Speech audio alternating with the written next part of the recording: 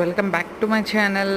So బెండకాయ long fry చాలా బాగుంటుంది, ఒకసారి ట్రై చేయండి. ముందైతే బెండకాయ లాంగ్గా కట్ చేసుకుని ఉప్పు, కారం, తగినంత మసాలా అండ్ చికెన్ మసాలా కూడా వేస్తున్నాను, టేస్ట్ బాగా వస్తుంది అని. చక్కగా అన్నీ వేసి నేను వీడియోలో చూపించే విధంగా చక్కగా కలుపుకోవాలి, సో దట్ అన్ని బెండకాయలకి ఈవెన్గా స్ప్రెడ్ అవుతుంది. ఆ తర్వాత లైట్గా కొంచెం వాటర్ చిలకరించి చక్కగా చేతితో చక్కగా కలుపుకోవాలి.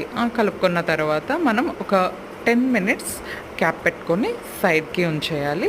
సైడ్కి ఉంచిన తర్వాత మనం గ్యాస్ మీద ప్యాన్ పెట్టుకొని చక్కగా ఆయిల్ ఈవెన్గా స్ప్రెడ్ చేసుకోవాలి.